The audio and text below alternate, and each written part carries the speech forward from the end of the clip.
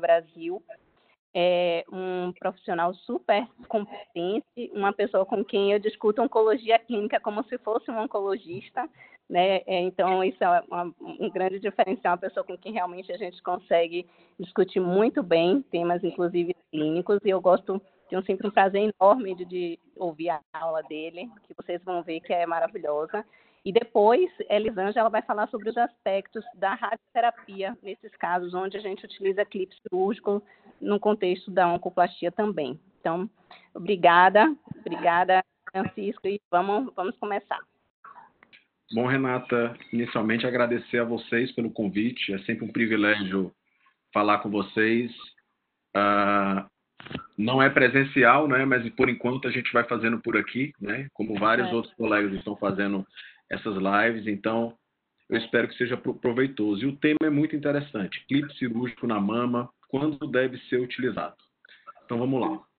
Antes de você, deixa eu só te interromper, que eu esqueci de falar um detalhe sobre a reunião. Essa é a nossa primeira reunião do Centro de Oncologia da Cardiopulmonar, então é a primeira vez que está promovendo essa reunião para a oncologia da cardiopulmonar. Então, a reunião tem um aspecto ainda mais especial, apesar de estarmos à distância, mas realmente a gente está construindo isso de uma maneira muito cuidadosa. E eu vou estar depois chamando Maíra para poder estar coordenando a parte de discussões, e Rodrigo Guindalini, que também faz parte do corpo clínico, vai estar aqui com a gente, se depois quiser pontuar qualquer coisa, mas a parte da discussão a Maíra vai estar conduzindo depois, tá bom? Tá bom, Renata. Timaço que está aqui hoje à noite, então, né? Então, vamos lá. Esses aqui são meus conflitos de interesse para apresentação, mas eu sou cirurgião. Eu dividi de forma didática a apresentação em duas partes. Primeiro, eu vou falar um pouquinho de clipe aplicado na mama, especificamente, com 2 focos.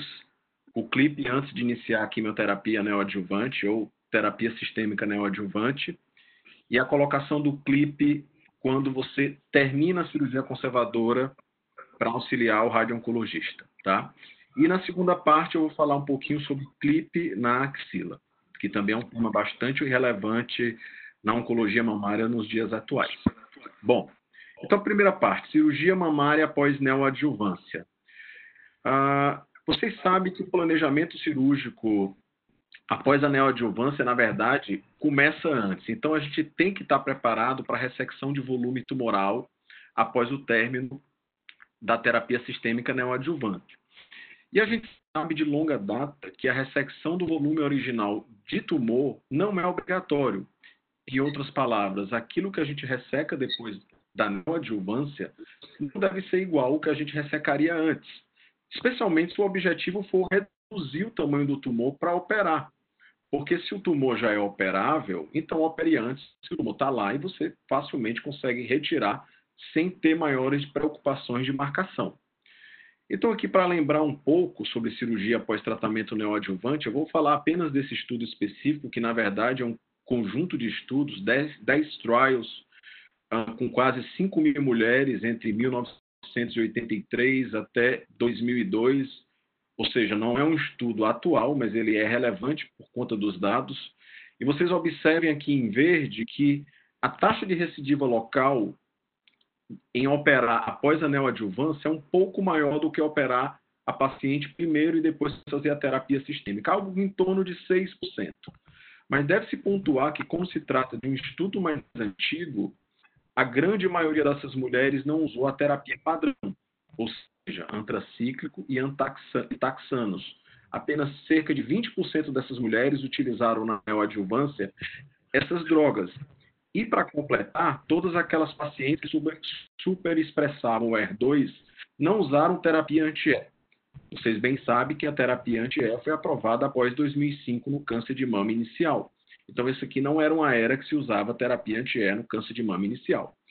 E a conclusão maior desse estudo é que, como naquela época a radiologia é diferente do que a gente faz hoje, a maioria dessas mulheres eram operadas sem marcação.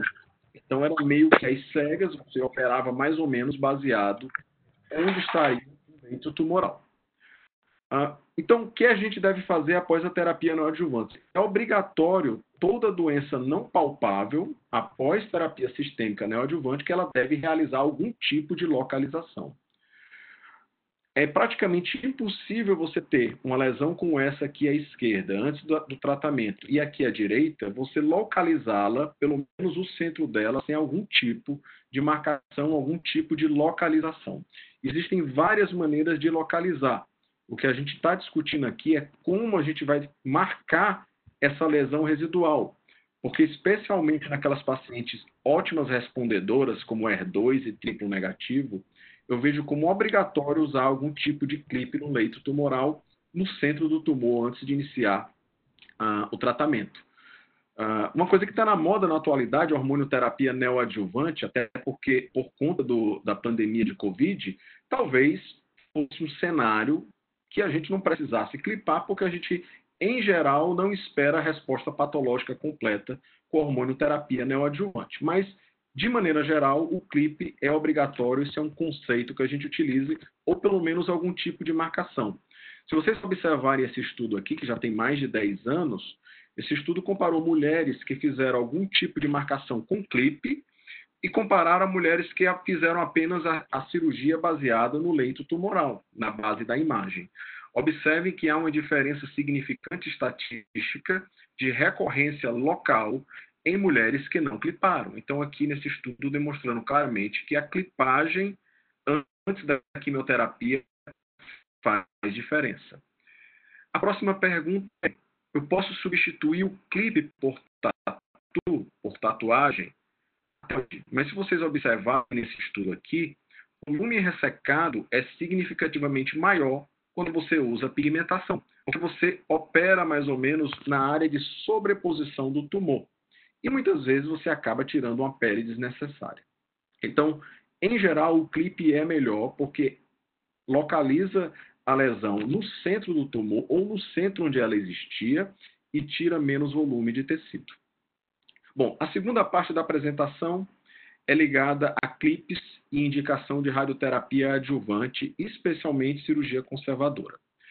Então aqui, eu não preciso lembrar a vocês, a gente vai ter uma aula daqui a pouco, mas resumidamente, a gente sabe que de uma maneira geral, esse aqui é um estudo clássico que todos vocês conhecem, o NSABP 06 com 20 anos de segmento, mostra claramente aqui que a radioterapia, no mínimo, diminui em 50% a recidiva local quando ela é utilizada, comparada à não utilização da radioterapia total da mama. Isso eu estou falando de recorrência local.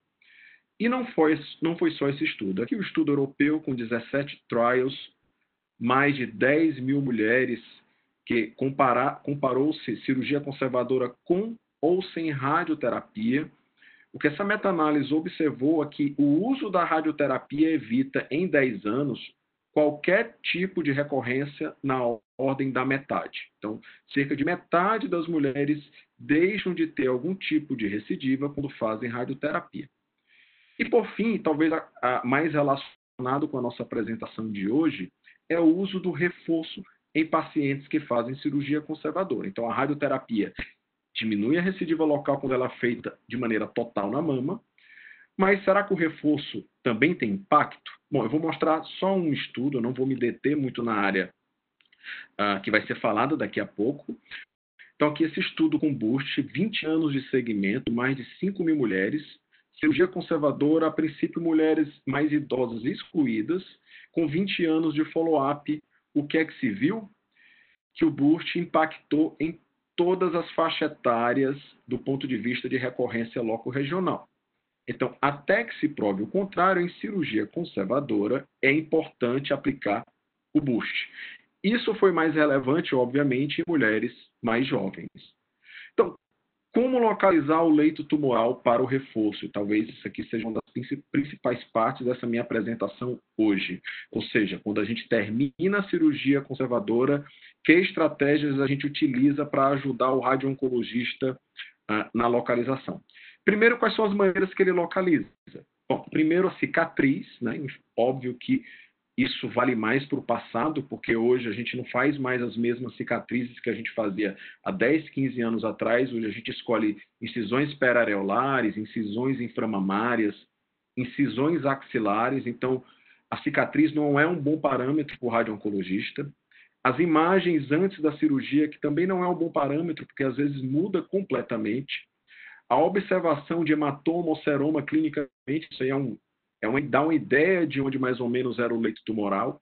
O uso do planejamento, especialmente com tomografia após a cirurgia.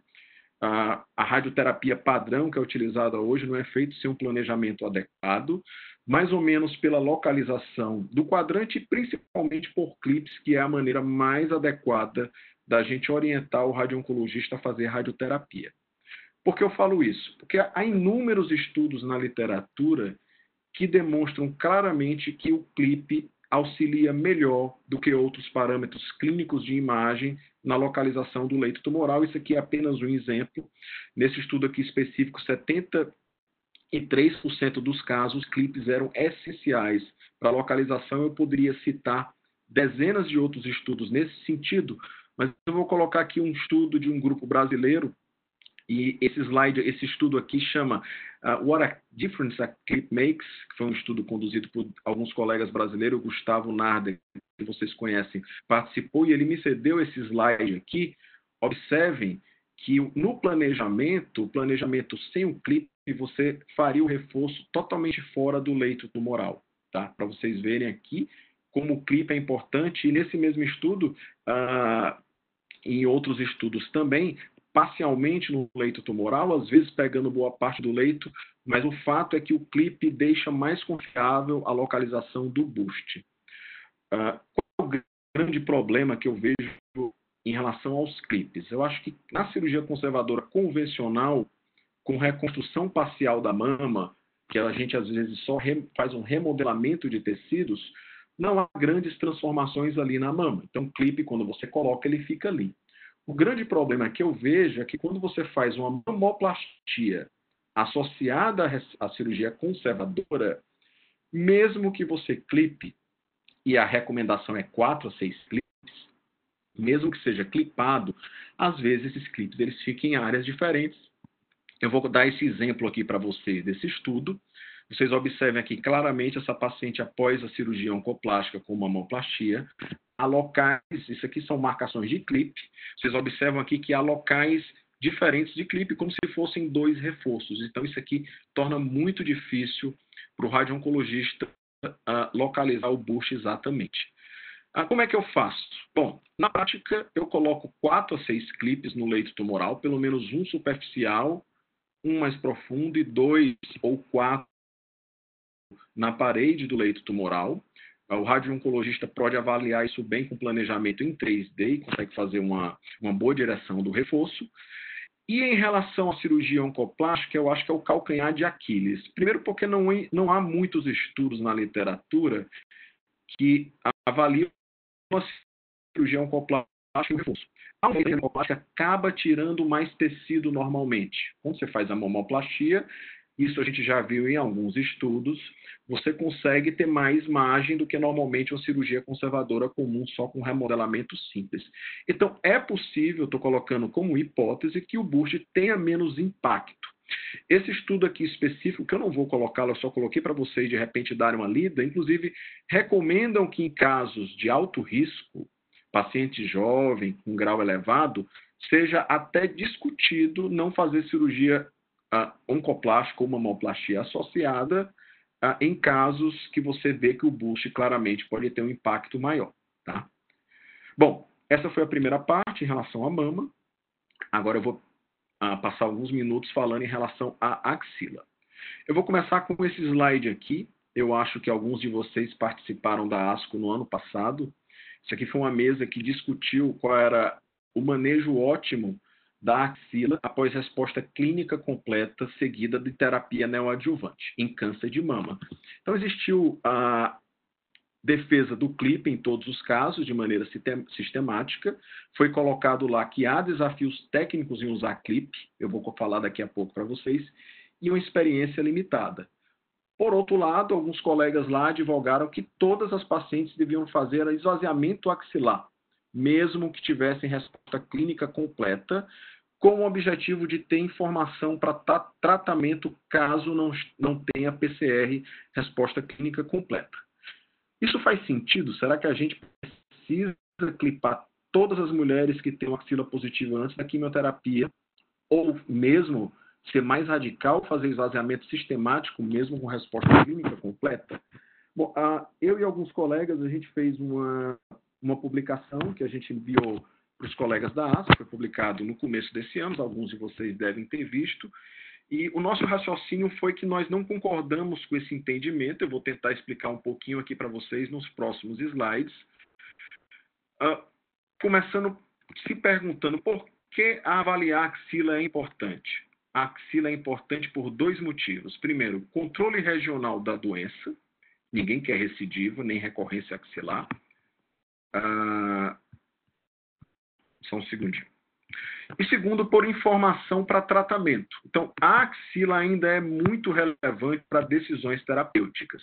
É óbvio que para a neoadjuvância ela não faz mais nenhum sentido, porque já foi feito a neoadjuvância, mas para o radio-oncologista e principalmente agora para tratamento de doença residual, isso é muito importante. O que é que a gente sabe de controle regional da doença? Primeira parte da importância da avaliação da axila. Primeiro, nesse cenário que a axila era positivo primeiro e que teve resposta clínica completa após a terapia sistêmica neoadjuvante, não há nenhum estudo clínico randomizado de desfecho clínico. Não há. Há apenas pequenos estudos retrospectivos e estudos de falso negativo, que são análises indiretas de segurança. Então, vou falar rapidamente deles dois. Esses aqui são os melhores estudos que eu conheço sobre recorrência local, no caso regional na axila, em mulheres que fizeram apenas o sentinela e não esvaziaram. Axila positiva prévia, observe um número pequeno de pacientes, mas recorrência regional muito baixa. Então, a gente tem dados limitados, de fato, de desfecho clínico. E falso negativo? Qual é o falso negativo em uma... Francisco, seu áudio ficou agora, acho que voltou agora. Voltou? Voltou. Tá. Então vamos lá. Perdeu alguma coisa no slide anterior? Não. Só foi esse aí mesmo.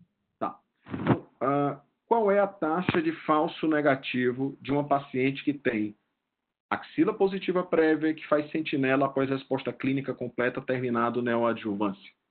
Bom, primeiro para lembrar que a gente considera seguro uma taxa em torno de 10%. Esse aqui é o pai de todos os estudos de linfonodo sentinela. Vocês devem conhecer o NSABP32, ele é o maior, e a gente observa uma taxa de 10% que varia com o número de linfonodos sentinelas identificados. Então, a gente considera como seguro uma taxa de 10%. O que é que a gente sabe sobre isso? Até 2002, a gente só tinha alguns estudos retrospectivos e essa taxa de falso negativo, neste cenário específico, ficava em torno de 20% a 27%. Inaceitável. A gente não falava isso antes de 2012 fazer linfonodo sentinela. A gente praticamente fazia esvaziamento em todas as pacientes, mesmo com resposta clínica completa na axila. No final de 2012 para 2013, isso começou a mudar. A apresentação de 3 estudos fase 2, um americano, um europeu no final de San Antônio e um canadense na ASCO de 2013 começaram a mudar essa percepção. Esses estudos não são de desfecho clínico, eles foram feitos para avaliar falso negativo.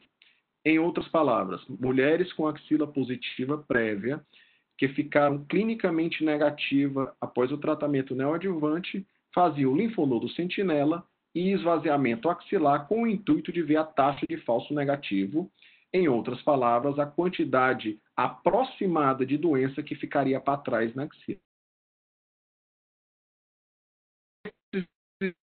Observaram que, de uma maneira global, as taxas de negativo foram acima de 12, 14 e 13, respectivamente, nos 3 estudos. Não é uma grande diferença, mas, de fato, foi acima de 10% que foi estipulado. Quando é feita uma análise de subgrupo desses estudos, observem que, se a gente identificar 3 ou mais linfonodos sentinela, essas taxas caem para menos de 10%. Se a gente usar imunohistoquímico, ela cai também. E se a gente usar CLIP, nesse estudo específico, 1071, ela foi de 9,1 para 6,8, uma diferença de pouco menos de 3%, mas houve uma melhora do falso negativo. Então, vou falar um pouquinho de CLIP. Então, vocês observam que o CLIP ele melhorou um pouquinho no 1071, de 9 para 6 alguma coisa, algo em torno de 3. Para que serve o CLIP? Além do controle regional, eu acho que ninguém duvida que 10% é seguro. Eu acho que poucas pessoas acham que vai ter uma recidiva loco-regional com 10% ou menos de falso negativo. O que a gente se preocupa é maximizar ou diminuir o falso negativo para identificar a doença residual. Essa é a questão nesse momento.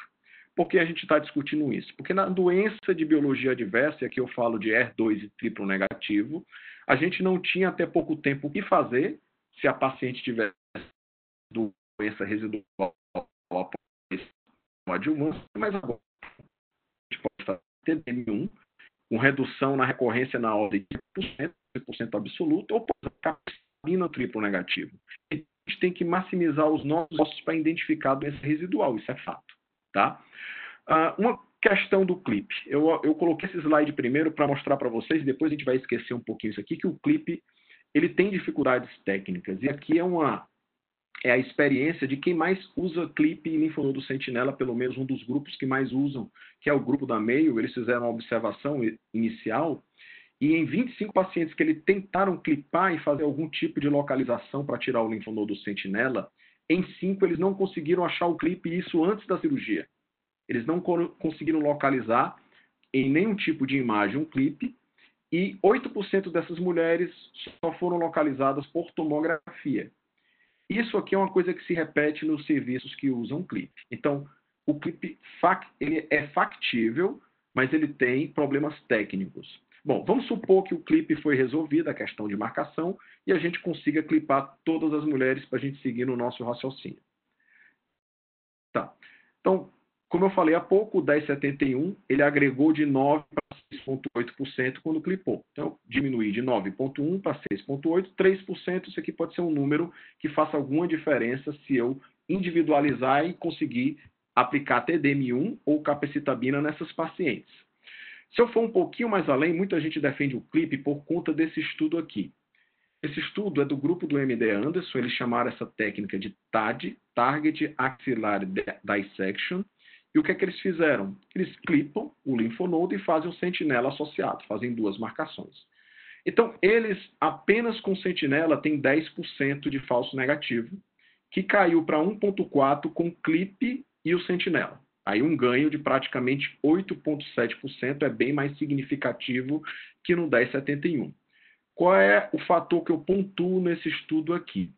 É que os 10% desse estudo do MD Anderson é o resultado global do linfonodo sentinela. Aqui eu não estou falando de 2 ou 3 linfonodos identificados. O MD Anderson ele tem como rotina fazer um ultrassom sistemático de todas as pacientes após neoadjuvância, e isso já pode excluir algumas pacientes que teriam axila positiva e piorar o falso negativo.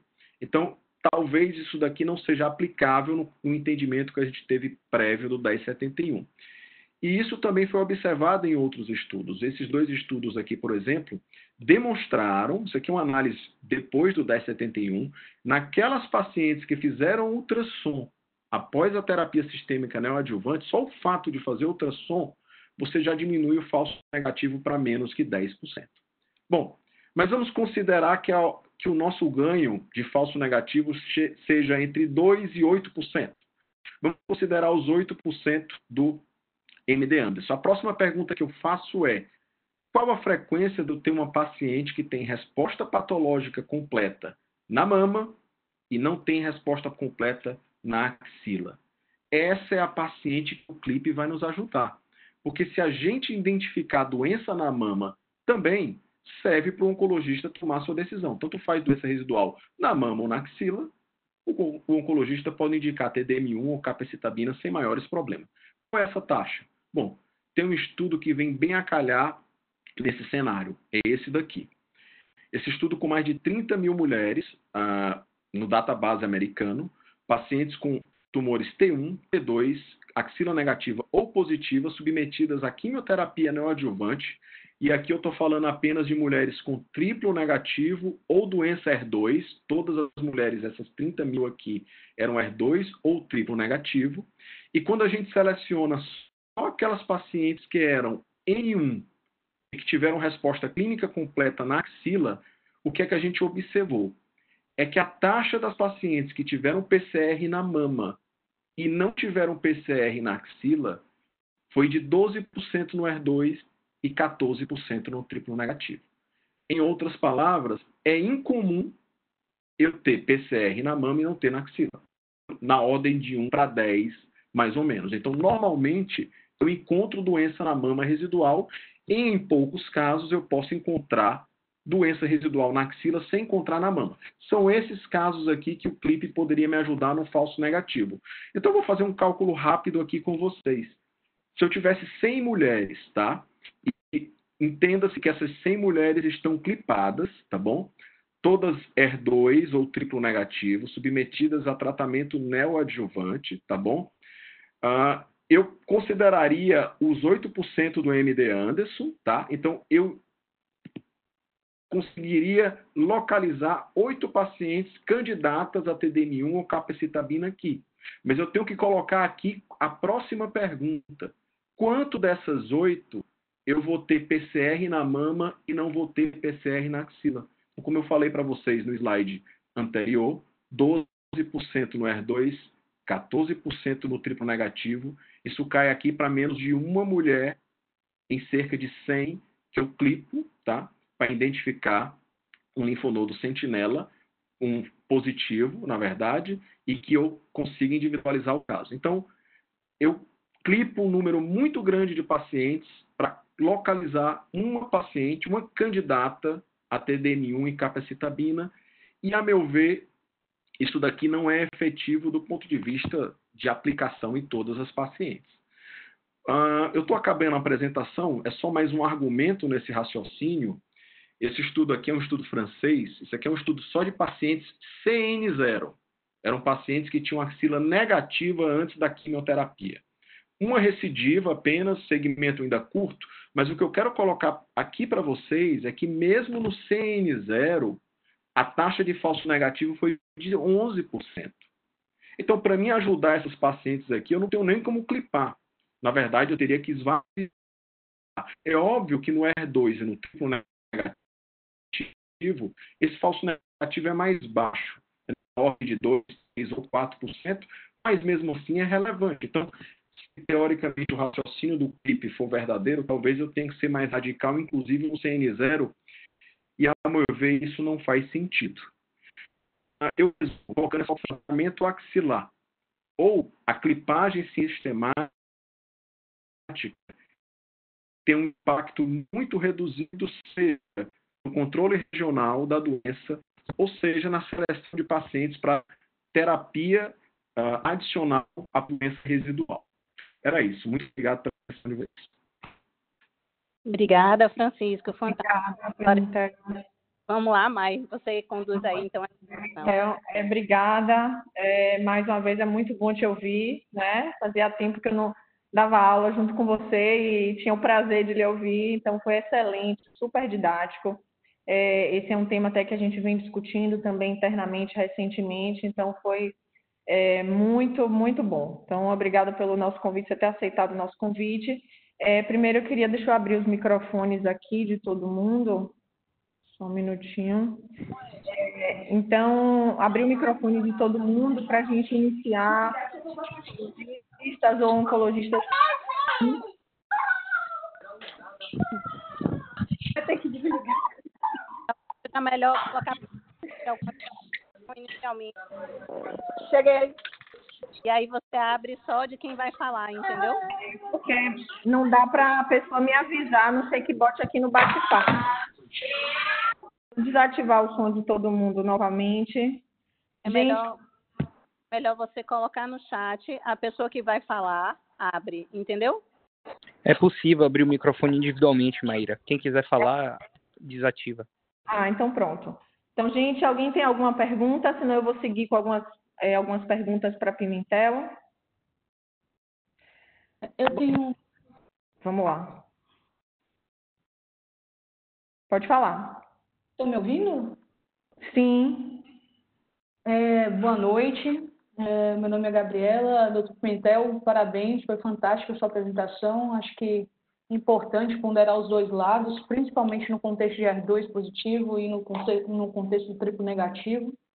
Então, foi muito legal a abordagem que você deu e a defesa do seu raciocínio, porque eu acho que isso é que é interessante, é a gente pensar sobre o assunto e não apenas definir, já que a gente não tem trabalho, como você deixou bem claro no início da apresentação, em relação aos dados clínicos desses pacientes, mas a gente tem que desenvolver o raciocínio com base no que a gente tem de informação. Então, parabéns, principalmente pela estrutura da aula, acho que ficou fantástico. Acho que foi a melhor aula que eu já assisti em relação à axila positiva. Aí eu estou focando em axila, que eu acho que é o tema que a gente tem mais discussão no momento.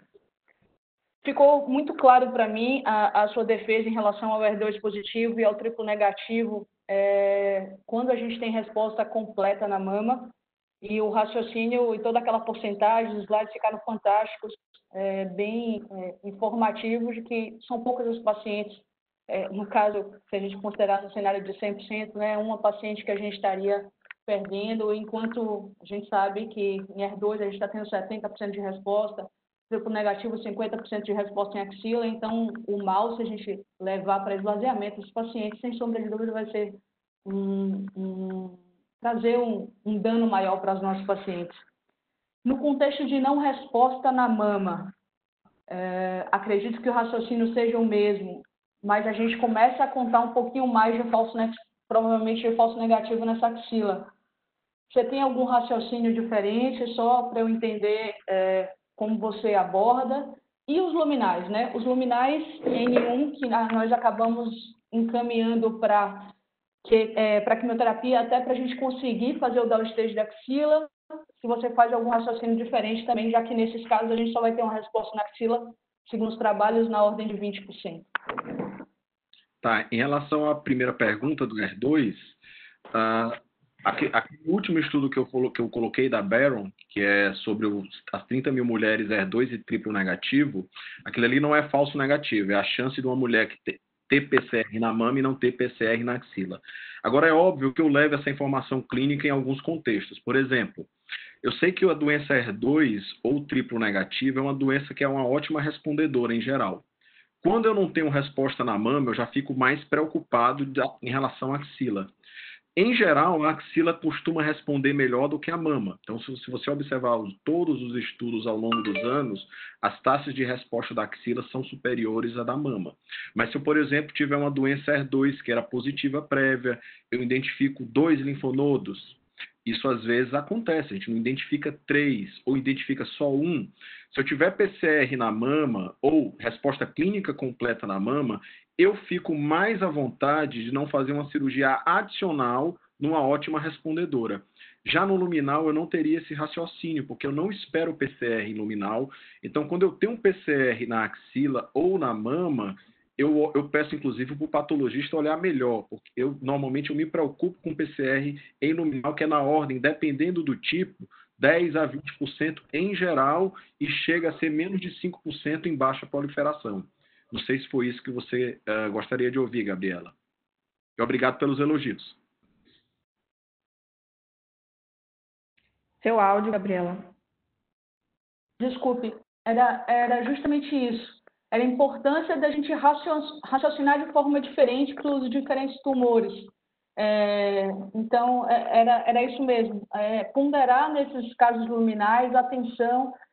Outra coisa importante que você chamou a atenção na apresentação, mas que só para reforçar, a questão da imunistoquímica e a questão das células tumorais isoladas, já que a gente sabe que a gente pode ter aí uma subestimação da axila, os trabalhos já mostram isso, e eu já peguei anatomopatológico de pacientes pós-QT sem a imuno desses linfonodos sentinelas. Então, a importância disso também, principalmente nesse contexto de não marcação, que a imunistoquímica já vai trazer esse falso negativo para a ordem de 5%, como foi bem apresentado.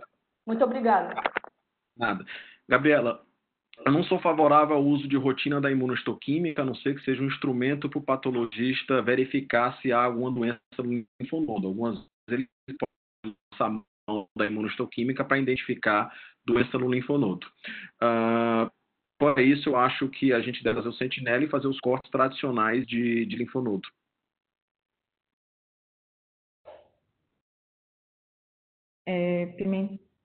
Gabriela, você está falando ainda?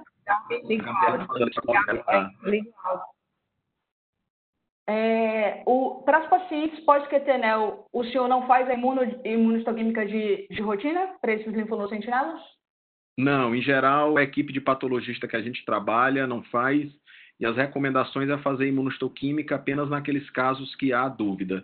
Eu não sei se você também questionou isso, em relação a se eu tiver alguma célula isolada ou eventualmente micrometástase no linfonodo após linfonodo sentinela. Eu sou favorável a fazer esvaziamento axilar mesmo com doença mínima no linfonodo. A taxa de doença residual em células isoladas gira em torno de 20%, isso é um estudo do Memorial, e em torno de 60% com micrometástases em uma análise do Memorial e da Mayo.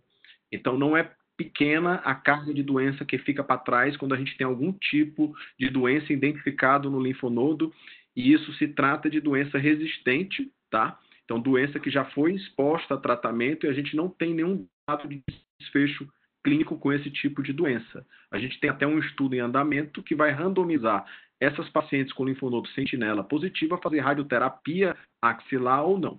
Enquanto a gente não tiver os dados desse estudo, eu recomendo fazer esvaziamento axilar de rotina nesse cenário. Cenário pós-QT, só para lembrar. Pós-QT. Sentinela positivo após QT.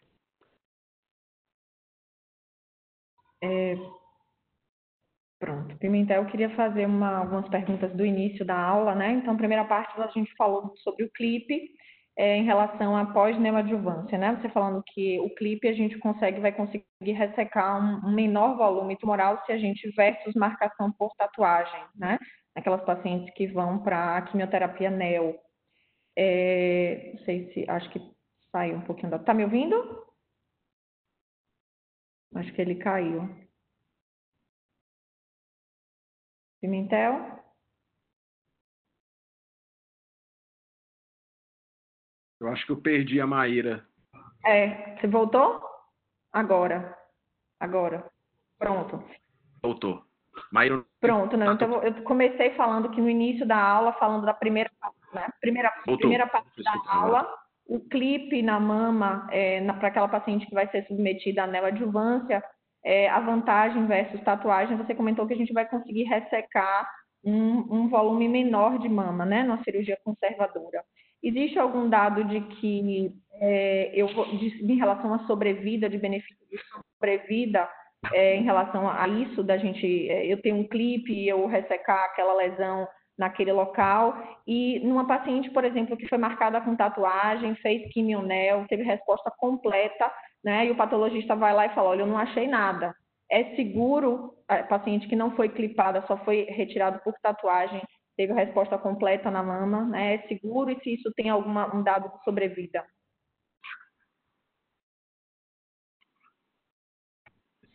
Eu tenho medo em relação à tatuagem isolada, porque pode tirar tudo do meu e o patologista precisa analisar como um todo. Então, eu não me sinto confortável em geral, mas às vezes é só o que você tem, especialmente no Sistema Único de Saúde. Em relação ao CLIP, em termos de desfecho, eu não tenho dado de sobrevida, eu não tenho um dado que mostra que clipar é melhor em termos de sobrevida que outro. Eu tenho dados de recorrência local. E, por consequência, a recorrência local, em algum ponto, pode ter impacto na sobrevida. Recorrência local, eu tenho alguns estudos, eu apresentei um na apresentação, que teve impacto significativo entre clipar e não clipar. Ok. Alguém quer fazer mais alguma pergunta, gente? Eu vou seguir aqui com mais algumas perguntas para Pimentel, antes da gente entrar com a Elisângela. Eu tenho, então, em relação à segunda parte, quando você falou do CLIP, né, que vai colocar para ajudar o planejamento do radioterapeuta, que é o tema que a gente vai entrar agora a seguir. Esses pacientes que você coloca 4 a 6 clipes, como você comentou, o segmento de imagem dessas pacientes, você tem dificuldade, o paciente que vai precisar fazer uma ressonância, Isso é uma coisa que você fica receoso de você precisar seguir essa paciente com ressonância e esses clipes atrapalharem a imagem? Não, é tranquilo, Mayra. A gente usa aquele clipezinho que a gente às vezes usa até em vascular, como opção, e ele é inerte muitas vezes à ressonância, a maioria dos fornecedores são, então ele praticamente não atrapalha. Eu acho que até a imagem que eu mostrei para vocês consegue ver os clipes lá, e eles não causam, na maioria das vezes, nenhum artefato, não. Então não chega a ser um problema.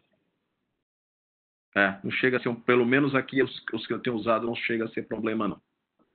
Renatinha tem uma pergunta. Não, na verdade eu ia dizer que Rafa Argoni está aí, é radiologista, né? Se quiser colaborar com ele, se quiser pontuar alguma coisa. Seria bom. Francisco, assim, a gente pensa, na verdade, que quanto menos a gente mexer na mama, termos de biópsia, de clipes, de tudo, ele pode, é melhor para a gente radiologista, sabe? Então, assim, é o que eu falo pro pessoal aqui. Então, assim, quanto menos a gente puder colocar clipes, é melhor, porque por mais que seja um artefato mínimo, ele causa artefato. E para lesões tipo focos, áreas de realce adjacente, isso pode prejudicar a avaliação de lesões muito pequenas. Claro que, de uma forma geral, se forem usados poucos clipes, a gente não tem grandes problemas. Mas, assim, a gente viu uma apresentação na semana passada, não tem umas 2 semanas mesmo, de gente que usa 10 clipes, 6 clipes. Assim, quanto mais aumentar o número de clipes, isso pode piorar a nossa vida, você está entendendo? Então, a minha sugestão para as meninas é que fossem usados sempre assim, a menor quantidade possível. E eu acho que no seu caso também, como é colocada na QT, é pré-cirurgia, quando você tira o bloco, você deve tirar a maioria desses clipes, né? Veja bem, eu coloco um clipe pré-QT para localizar a lesão que eu vou tirar, porque muitas vezes ela some após a terapia, mas imediatamente depois que eu tiro a lesão durante a cirurgia, eu clipo o leito para o radio-oncologista identificar. Então eu deixo o clipe sim depois. São 2 tipos de clipe. Um para marcar, que é feito muitas vezes na hora da biópsia, ou depois, na hora da cor, coloca lá o clipe que a gente tira, e depois que a gente retira o setor e a gente faz a marcação. E eu concordo contigo. Quanto mais mexe na mama, isso vale também para a cirurgia oncoplástica, mais esteato necrose, mais artefato, enfim. Então, quanto menor for o trauma, e isso vale para clipe, eu não vejo sentido em colocar 10, 11, 12 clipes, eu acho que 4 já é um número mínimo, mas é um número bom, que o radio-oncologista consegue fazer o planejamento dele sem maiores problemas. Pronto, tá ótimo. Pra gente, quanto menos, melhor. Aí a gente fica feliz. Pimentel tem uma pergunta aqui que fala assim: a ultrassom também tem falsos negativos. Como teremos certeza que o positivo identificado por imagem, confirmados em citologia, são os sentinelas e não há outros não marcados? Em relação aqui à axila, né? Boa pergunta. Não há como ter certeza. E mesmo que a gente clipe, a gente deixa uma chance de doença residual para trás. A gente nunca vai conseguir, com linfonodo sentinela, seja clipado ou só com sentinela, deixar a axila com 100% de certeza que não vai ficar doença para trás. É fato que, às vezes, o linfonodo que é positivo antes, em cada 4 linfonodos, não vai ser um linfonodo sentinela. Isso é fato. Mas o que importa para nós, de fato, é a chance de eu deixar a doença residual para trás. E mesmo que seja esse linfonodo, e se ele tiver tido a resposta, do ponto de vista de desfecho clínico, isso possivelmente não faz diferença. Porque a gente deixa a doença para trás e não é novidade. Desde a época que a gente começou a fazer sentinela, a gente pode deixar até 17% de falso negativo no cenário pré-QT, quando um linfonodo apenas é identificado. Então, deixar a doença para trás não é novidade. O que a gente tem que tentar é deixar o mínimo possível.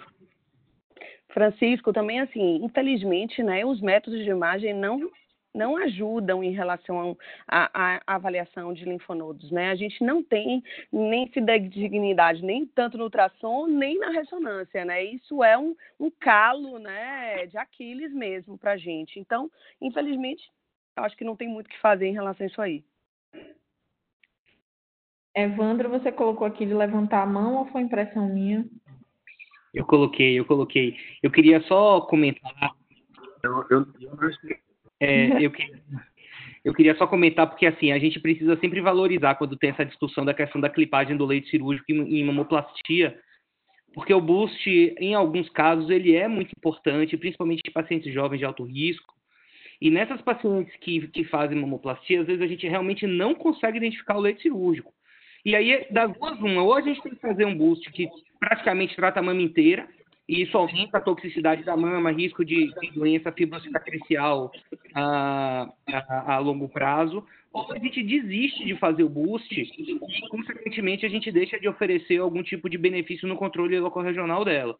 Então, realmente, pacientes que tenham maior risco, que tem maior probabilidade de necessidade de boost e que vão para uma estratégia de mamoplastia, é realmente bastante interessante tentar fazer a marcação desse leito cirúrgico de alguma forma, idealmente com os clipes mesmo.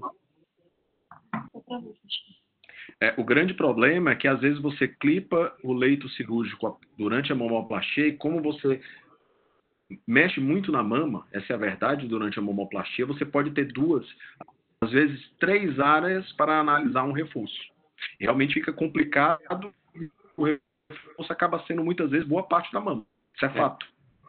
Mas pelo menos a gente, nesses casos, vai poder fazer uma avaliação dessa possibilidade. Quando não tem um clipe, a gente sequer tem a chance de ter essa alternativa.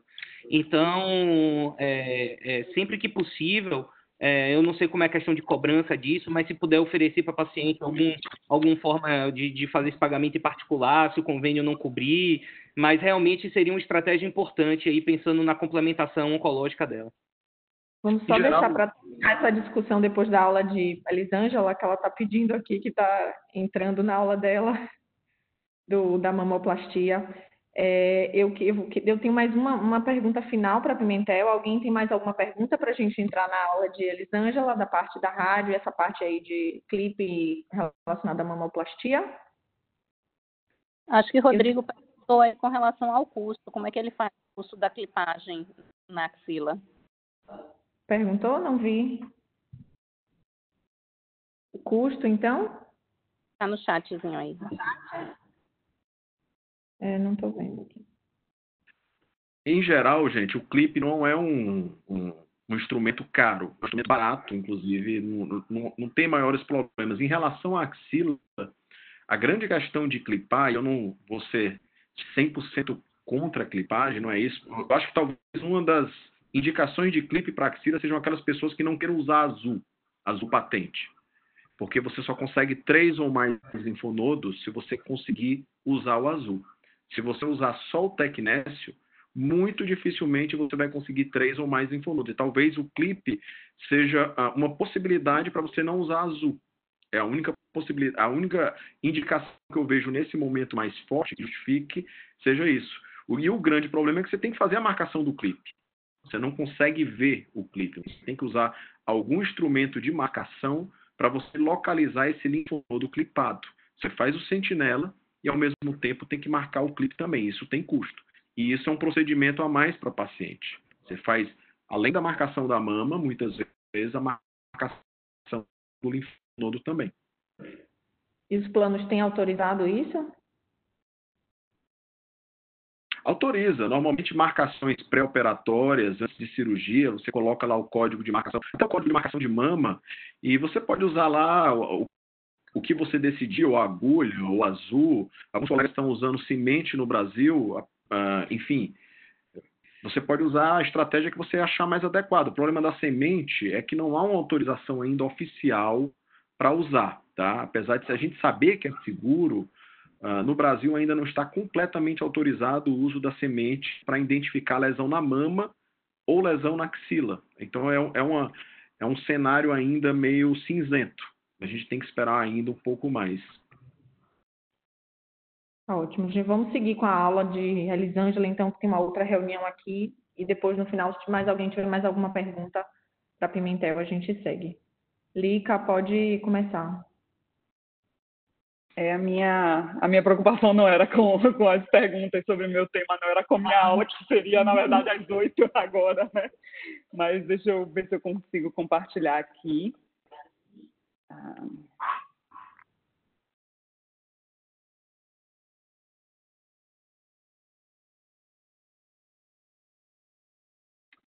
Foi? Foi. Pronto. Acho que Pimentel já facilitou bastante a minha vida aí com os pontos que ele tocou sobre a clipagem e o planejamento da radioterapia. E a gente vai versar um pouquinho justamente sobre cirurgia oncoplástica no cenário da cirurgia conservadora e o que é que isso realmente pode refletir no nosso planejamento. As definições, eu acho que eu botei, não tenho conflitos de interesse com essa apresentação. A gente vai falar basicamente de definição de volume de buste, que tanto o Pimentel quanto o Evandro já tocaram. E no final, na verdade, eu vou só apresentar algumas imagens acerca de simastia e de próteses, que muitas vezes a gente acaba falando, né, na radioterapia de alguns conceitos, de algumas alterações quanto aos nossos planejamentos, no que é que isso verdadeiramente afeta nas nossas definições de volume. Como já foi pontuado, na verdade, quando a gente pensa em por que boost, a gente tem trabalhos extremamente robustos com segmentos importantes que falam sobre menores taxas de recidiva local em mulheres que recebem o boost. Geralmente, esse benefício ele é inversamente proporcional à idade das pacientes, com pacientes abaixo de 40 anos com benefício acima de 10%. Entre 40 e 50 anos, esse benefício fica mais ou menos em torno de 5%, e acima dos 50 a 55 anos, esse benefício ainda é de 3 a 4%. E isso também é influenciado por alguns outros fatores prognósticos, como o grau histológico, a associação de carcinoma in situ, a imunohistoquímica da paciente e o grau de comprometimento linfonodal. A gente sabe que boost, apesar disso, causa maior fibrose. E é claro que, apesar desses estudos serem muito robustos, muitos deles não foram desenhados na era da quimioterapia mais moderna, relacionado a câncer de mama, a tratamento adjuvante ou neoadjuvante para câncer de mama. Então, talvez a gente... Ai, desculpa, eu acho que eu fiz alguma coisa aqui. Espera aí. Ou alguém me pediu alguma coisa aqui, eu acabei fechando minha aula. Deixa eu ver se eu consigo abrir novamente.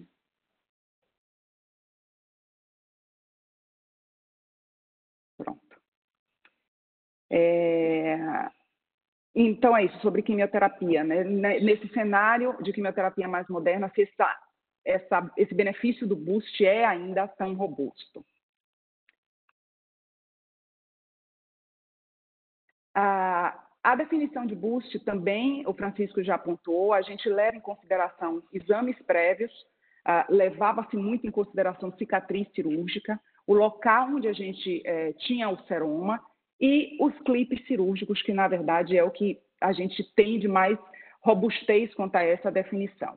Quando a gente fala de exames prévios, a gente sabe que pode haver alterações relacionadas à própria anatomia da mama após neoadjuvância ou após só o processo cirúrgico mesmo. A cicatriz cirúrgica, no contexto da oncoplastia, se tornou algo que não é confiável para a definição de volume de maior risco de recidiva, assim como o seroma, uma vez que a gente pode mexer na mama como um todo, especialmente na fase de remodelação, os seromas podem se apresentar em áreas completamente diferentes da área de acometimento inicial de doença. Então, a gente fica com os clipes cirúrgicos como um melhor definidor do que esse volume realmente se tornaria para a radioterapia. Eu acho que esse trabalho, eu não sei se foi esse que o Francisco colocou, mas é um trabalho que foi publicado em 2012, se eu não me engano.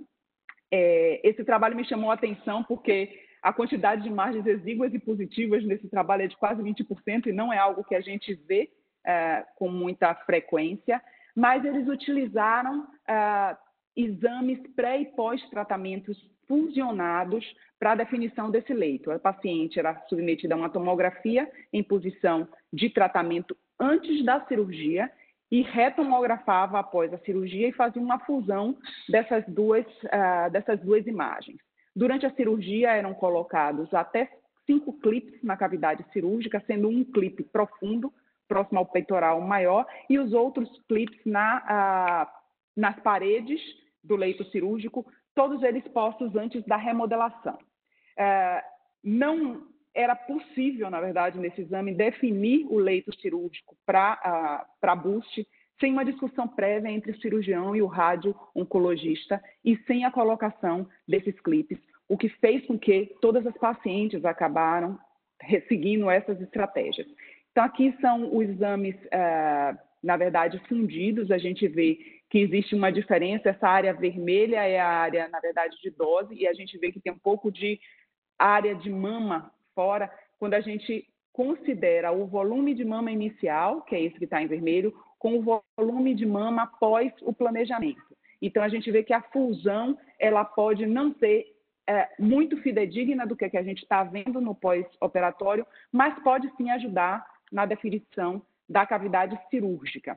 Esse foi o estudo que o Pimentel citou.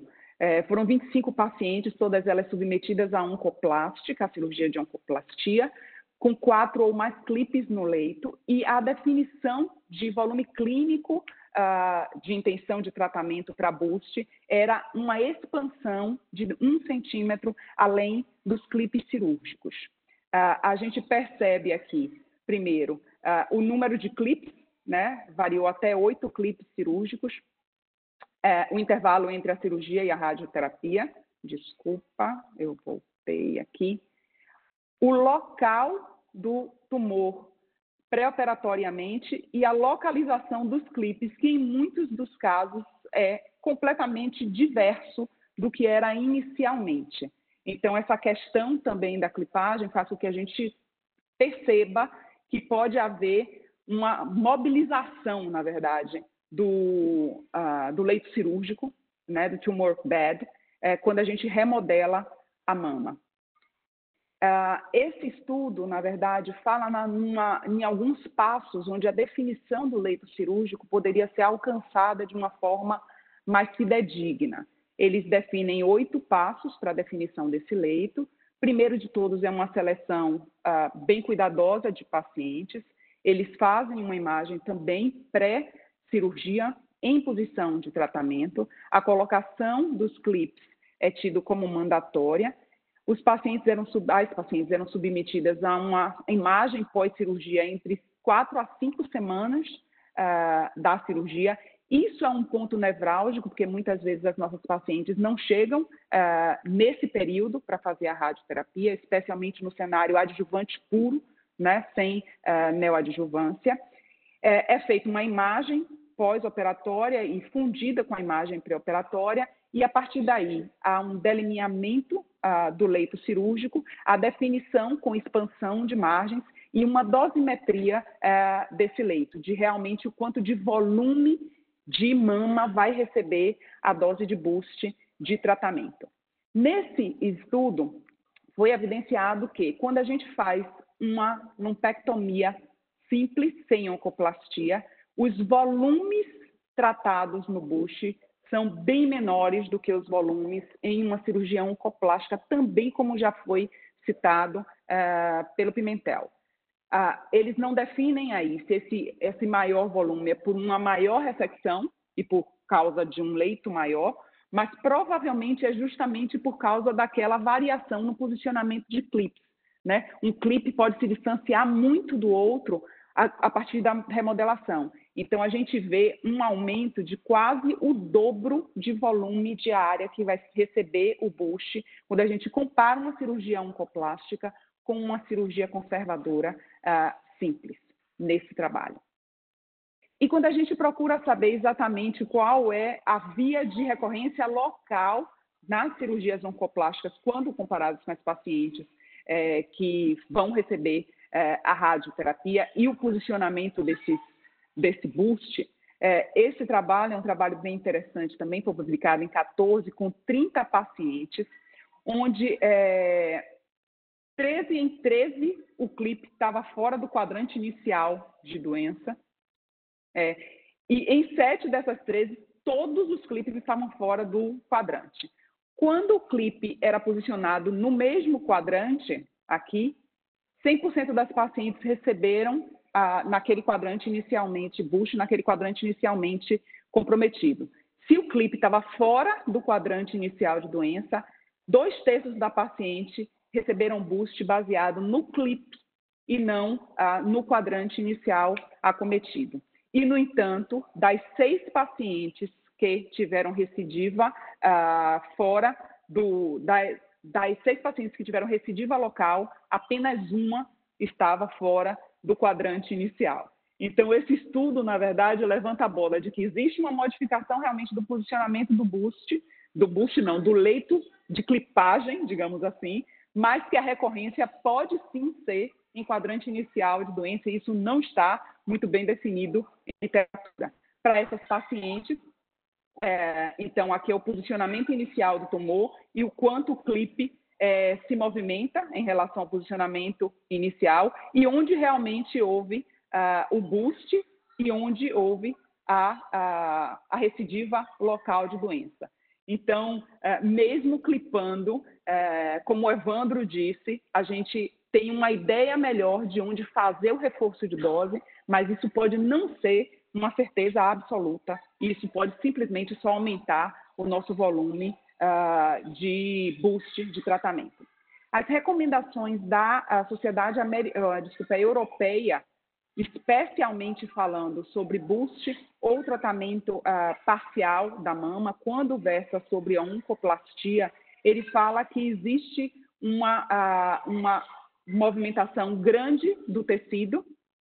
Os clipes podem estar localizados em diferentes quadrantes, como a gente está falando aqui há bastante tempo, e isso pode piorar, na verdade, a definição dos volumes clínicos de tratamento e aumentar o volume de irradiação. Esse é um paper que, na verdade, não está publicado, ele foi colocado agora em fevereiro para avaliação e foi aceito, mas ainda está sem publicação, e eu coloquei ele por causa dessa curva aqui. Essa curva azul é a definição do leito cirúrgico pelo cirurgião, do leito tumoral pelo cirurgião. Essa curva em preto é o leito per si, no pós-operatório, e essa curva em laranja é o leito definido pelo radio-oncologista quando ele não conversa com o cirurgião. Então, para esse, na verdade, paper, ficou muito evidente que, muitas vezes, mais importante do que a clipagem per si, que vai facilitar a vida da gente, é mais importante ainda a gente conversar com o cirurgião e se entender antes de definir o volume de tratamento. Isso, na verdade, a multidisciplinaridade é o que realmente vai fazer a diferença na definição desses volumes, né? E é isso que eles citam como o maior fator de acurácia de definição de volume de boost. Falando sobre simastia, teve uma vez que eu conversei com um cirurgião, Marcelo, acho que foi Marcelo, e falando justamente de como é que a gente pega muitas vezes essas pacientes submetidas à mamoplastia. Ela não tem sulco, né? Ela não tem sulco mediano em algumas dessas pacientes. Ele me disse, Elisângela, não sou eu que crio a simastia. As pacientes, elas são simásticas. Então, eu queria saber, na verdade, se existe como diminuir essa simastia, porque esse volume, para ser irradiado, se a gente vai tratar essa mama, fatalmente a gente vai chegar em uma dose que pode ser clinicamente significante na mama contralateral ou na prótese contralateral. E isso pode, às vezes, dificultar um pouquinho o nosso planejamento, tanto na definição de volume que vai receber a dose verdadeiramente prescrita, quanto a dose residual em mama ou prótese contralateral. Deixa eu ver se eu consigo passar esse filme, não sei. Tá? Aqui é um volume numa mama simática, você está vendo que ela não vai estar, a gente está, essa curva de prescrição mesmo. Então, a curva ela chega na mama anterior. Se a gente colocar uma curva menor ainda de tratamento, a gente vai ver que existe uma cobertura importante no quadrante medial de uma mama contralateral simástica, e a gente faz tudo, às vezes das tripas corações, às vezes nessa uma paciente, por exemplo, que é de mama esquerda, muitas vezes a gente acaba superdosando verdadeiramente o tecido mamário contralateral para não sacrificar o volume cardíaco que receberá dose. E essa é uma paciente de prótese, que na verdade eu coloquei só para vocês terem uma ideia de que a gente, na prótese per si, a nossa grande preocupação é tornar essa curva o mais homogênea possível, evitar pontos quentes para diminuir o risco de contratura nessas próteses. Então, como conclusão, na verdade, do que a gente consegue chegar entre oncoplastia e radioterapia, é que trabalho em equipe é fundamental para as nossas definições de volumes, e isso pode se impactar, como já foi dito, no prognóstico, tanto de controle locorregional de doença, quanto de doença sistêmica, uma vez que também já foi publicado em algumas editoriais bem interessantes, que controle locorregional é fator prognóstico para controle de doença sistêmica. Obrigada pela atenção de vocês. Obrigada, Lica. Excelente aula. Desculpe pelo seu horário. Dá para você ficar ainda um pouquinho para perguntar? Vamos nessa. Vamos lá. Alguém tem alguma pergunta, gente? Acho que Rafa colocou alguma coisa aqui. Foi agora? Foi. Você quer falar? Eu leio aqui, Rafa.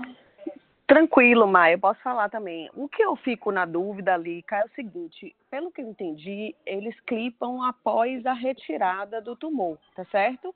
Na sequência é feita a oncoplastia, que vai puxar tecido para um lado, puxar tecido para o outro. Então, assim, o meu receio, na verdade, é que eu acho que deve modificar tanto nessas pacientes de oncoplastia que eu não sei se realmente vai te ajudar. Assim, eu não sei qual é o parâmetro que eles usam para ver o deslocamento, se é comparar o final com o anterior à cirurgia, mas eu realmente pensaria que seria interessante, talvez, fazer um raio-x na sala, no centro cirúrgico, não sei nem se isso é viável, né?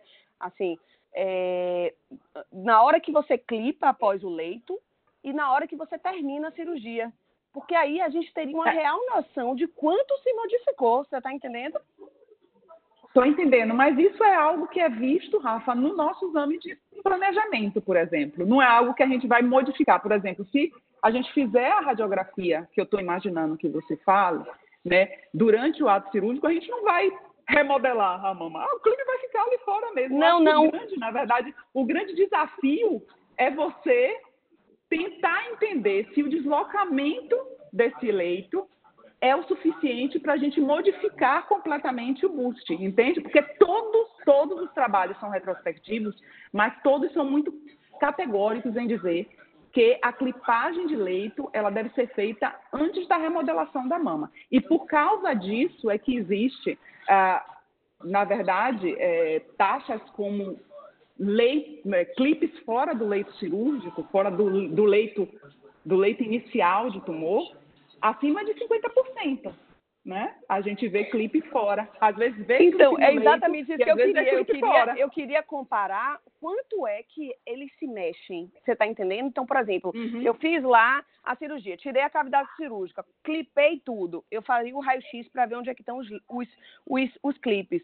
E quando eu terminasse de fazer a oncoplastia, eu novamente faria um raio-x para ver o quanto isso se modificou. Você está entendendo? No trabalho que mensurou isso, disse que 30 pacientes foi tratada com oncoplastia. Das 30, 13 tinham clipe fora do leito cirúrgico, então quase metade. E das 13 que tinham clipe fora do leito cirúrgico, 7 tinham clipe só fora do leito cirúrgico. Tinha fora do leito de tumor e também as outras 6, elas tinham clipe no leito inicial e tinham clipe fora. Mas 7 delas, então 50% dos 50%, tinham clipagem só fora daquele leito. Esse é o número, da ordem de 25% a 30%. Gente, é muito grande, né? Porque é muito grande. Se você não tiver um feedback realmente do cirurgião, você vai errar. E isso é foi muito o que o questionável, Francisco falou. O Francisco falou logo em uma das perguntas finais, é que geralmente o volume tratado com boost, ele aumenta significativamente após a oncoplastia, justamente por causa dessa incerteza de exatamente onde é que o leito ficou. Eu acho que essa é a grande questão. A pergunta o clipe de fato representa o leito cirúrgico? Eu acho que essa é a pergunta. Essa é a questão. Essa é a pergunta. Com certeza. E a resposta... Porque se 50% vai estar errado, vale a pena mesmo? Você está entendendo? Então, assim, eu me questiono se realmente vale a pena. Comentário? Mas a questão é que, às vezes, o fato do clipe não estar no leito cirúrgico não quer dizer que ele esteja errado. Quer dizer que essa mama pode ser tão modificada e ser tão rotacionada durante o momento da oncoplastia, em que o leito cirúrgico sai do quadrante supralateral para o quadrante supramedial, por exemplo. Você tem toda a razão. Então, assim, o clipe, ele está lá para poder sinalizar aonde era essa região onde o nódulo estava, independente do tipo de modificação anatômica que seja feita na mamoplastia. Agora, isso não é uma garantia de que, de fato, esse clipe não pode ter se modificado, pode ter corrido para alguma área adjacente ali durante o processo da mamoplastia e a gente achar que ele está representando o leito cirúrgico e, na verdade, ele não está.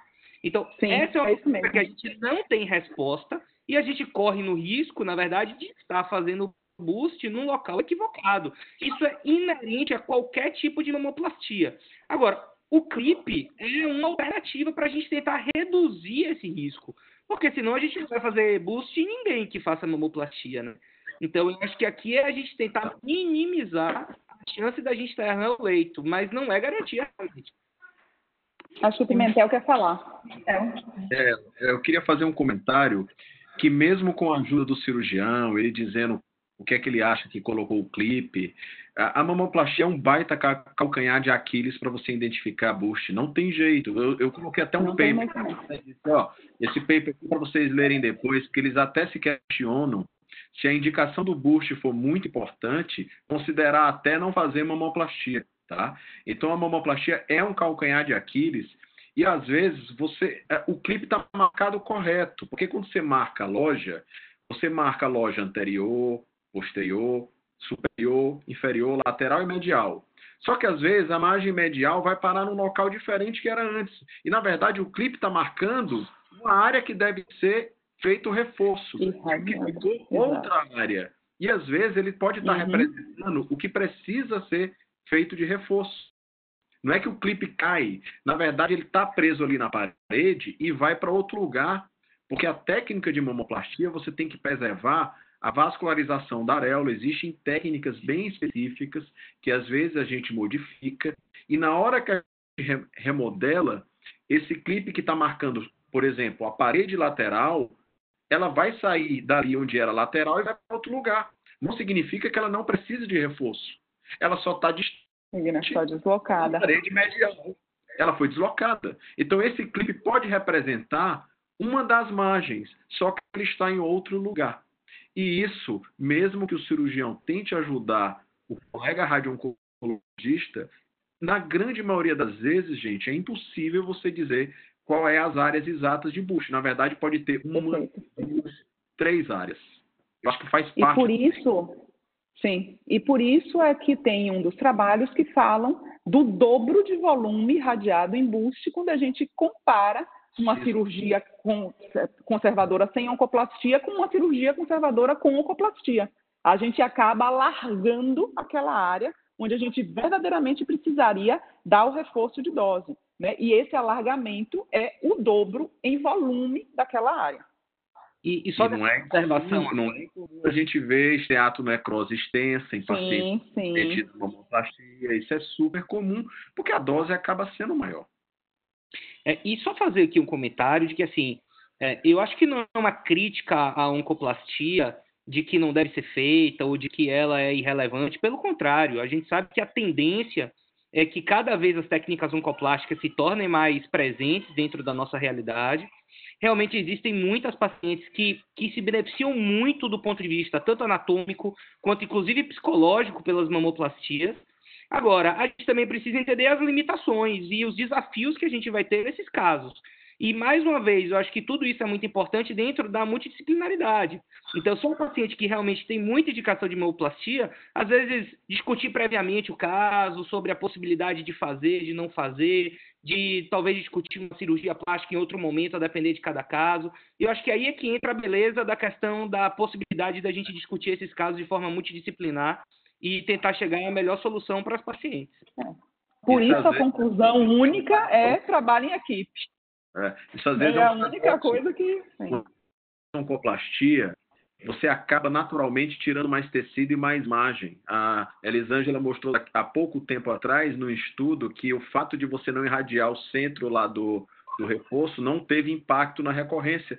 Possivelmente porque você tira mais tecido mesmo, e talvez o impacto do busto, isso é uma hipótese, talvez seja menor. Talvez, isso é só uma hipótese, né? Gente, tem 2 comentários aqui no bate-papo para todo mundo. O Thier está falando que o deslocamento do clipe não seria exclusividade da mamoplastia. Então, existe o risco do clipe deslocar mesmo, não sendo da mamoplastia. E o Rodrigo Barata está colocando aqui, o problema é que clipamos as margens, principalmente no músculo, aprofunda, e cada margem vai parar em um lugar. É natural ter mais de um grupo de clipes distantes entre si. Rodrigo, na verdade, o único clipe que geralmente não se move muito é esse da margem profunda aí, né? O da margem muscular, ele é um clipe que ele fica ali, né? Mas os das paredes laterais, whatever. Lica, tem uma pergunta para esse momento que a gente está vivendo agora, de Covid, né? Que está vendo a tendência do hipofracionamento com boost integrado. Isso aí, em relação a clipe, é bom, assim, interfere o boost integrado e o hipofracionamento com essa questão de ter clipe ou não ter clipe? Não. Na verdade, a nossa dificuldade ou a nossa facilidade na presença é a mesma. O que a gente faz de boost integrado, a gente dá uma dose na mama toda e no mesmo tempo a gente dá uma dose um pouco maior naquilo que a gente já desenhou como boost. Né? E quando a gente não faz boost integrado, a gente trata a mama toda e, posteriormente à dose que a gente faz na mama, a gente faz a dose de boost. A única diferença do boost integrado é que a gente faz um boost concomitante, né? A gente diferencia as áreas de dose maior e a área de dose menor, da área de doença que tem da área de maior risco de recorrência para a área de risco intermediário. Então, a clipagem ou não clipagem não vai interferir na integralização do boost, né? E a gente tem feito, e eu acredito até, mas na verdade, assim, essa questão da pandemia, ela veio até quebrar alguns paradigmas e modificar realmente a nossa visão de algumas coisas nas nossas vidas, e talvez fracionamento com boost integrado de mama seja uma delas. A gente acaba reduzindo um pouco a ida das pacientes, é mais palatável. A única coisa que eu realmente, como eu disse na última reunião, ainda sou bem reticente quanto ao fast forward, porque para um segmento assim, muita gente tem muita, é uma população importante de mama, é um segmento de 5 anos, mas para uma população que tem um risco de baixo intermediário, 5 anos é um tempo muito curto de segmento, na minha opinião. Então, eu particularmente, alguns serviços eu sei no país que estão fazendo o fast forward, mas eu ainda olho com uma certa reticência. Só lembrando que o estudo que a Rita está falando é para fazer o tratamento em apenas 5 frações, tá, pessoal? Ao invés das 15, 16, seria o tratamento em apenas 1 semana. É um estudo fase 3 que saiu mês passado, mostrando desfechos bastante semelhantes entre fazer hipofracionamento padrão em 16 frações e fazer o tratamento em apenas 5 aplicações, tá? A gente tem algumas discussões sobre isso, mas realmente é um estudo ainda... É o primeiro, ainda tem um segmento curto, mas já autoriza em alguns casos individualizados a gente, se for o caso, pensar nisso. Lica e Evandro, como um aprendizado, eu queria saber, sabe, essas pacientes que têm hipofracionamento, que fazem, elas ficam mais tempo na máquina de radioterapia ou é o mesmo tempo que seria, eu estou falando de tempo em hospital, entendeu? Apesar de elas irem menos vezes, mas elas ficam mais tempo na máquina devido ao boost e tal? O tempo de liberação, na verdade, de dose, depende da taxa de dose do equipamento que você está fazendo. Então, se você aumenta a taxa de dose, você acaba dando uma dose maior num tempo menor, e depende também da técnica de liberação, né? Técnicas volumétricas, como arcoterapia, são técnicas mais rápidas, por exemplo, do que uma técnica conformacional menos sofisticada. Então, na verdade, o tempo que a paciente vai passar dentro do aparelho é um tempo que é bem variável, independente, não é uma coisa que é só dependente da dose que você vai fazer naquele momento, né? Depende principalmente de taxa de dose e de velocidade de liberação da máquina, de movimentação da máquina. Considerando técnicas iguais, tá? Que para efeito comparativo, o hipofracionamento, a paciente fica, sim, um pouquinho mais de tempo dentro da máquina, só que esse tempo é muito pequeno. Então, assim, se uma paciente que faz 180 centigrays numa dose fica 2 minutos de aplicação, a que faz 266 ou a que faz 300... 300, como o boost integrado. A que faz 320 sim. Vai ficar 3 minutos. Então, você incrementa 1 minutinho a mais dentro do momento da aplicação, que é irrelevante, é imperceptível, mas a gente consegue reduzir essa quantidade total de dias de tratamento. Obrigada, Inês. Pronto, gente. Alguém tem mais alguma pergunta? Eu tenho, só para a gente finalizar, uma última perguntinha para a Pimentel, que eu terminei não fazendo para a Lica, da aula dela. Lica, se você quiser ir... obrigada, muito obrigada, foi excelente como sempre, viu? Obrigada, Pimentel. Você me desculpa em sair, mas eu estou indo. E a gente vai encerrar. Um beijo, obrigada. Beijo. Pimentel, em relação à clipe da axila, né? Só uma última pergunta para a gente fechar. A bandeira que o MD Anderson defende, né, da redução do falso negativo para menos de 10%, chegando a 1,4%, como você mostrou, e o que é que você acha como seu argumento final em relação a que a gente tem muito pouca não resposta completa na mama versus axila, né, não ter, e esse índice aumenta um pouco em HER2 e triplo negativo? O que é que você acharia da gente tentar essa abordagem exclusiva de clipe de uma forma mais ou menos como faz o MD Anderson para esses pacientes HER2 e triplo negativo? O áudio. Desculpa. Vamos lá. De fato, o MD Anderson ele tem um número já global de falso negativo, independente do número de linfonodos, de 10%. Eles justificam isso baseado no ultrassom que eles fazem após a quimioterapia neoadjuvante, que já é um número que ninguém tem, normalmente, pelo menos na literatura, né? Eu faço ultrassom de rotina, mas eu não tenho ideia qual é o meu falso negativo, por exemplo. Eu acho válido os clipes. Você faz ultrassom de rotina após QT? Eu faço ultrassom de rotina após QT, isso. Apesar de saber que existe uma taxa de falso positivo também no ultrassom, que às vezes você faz lá o sentinela, mas já é uma maneira da gente tentar, digamos assim, fazer um screening de doença residual por ultrassom. Isso aí tem impacto no falso negativo. Eu acho o clipe muito válido, tá? É uma estratégia boa, tá? Qual é o grande problema?